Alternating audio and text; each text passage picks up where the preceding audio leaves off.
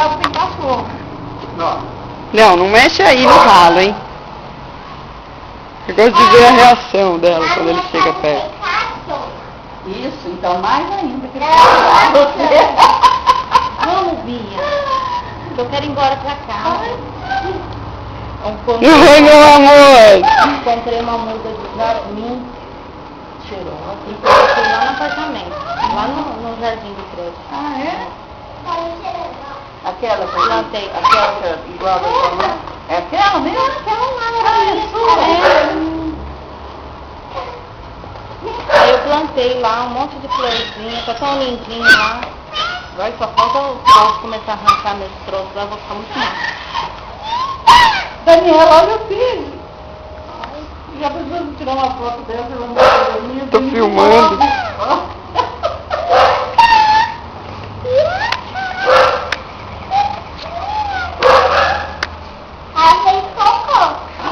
Mas que não, acabei de olhar.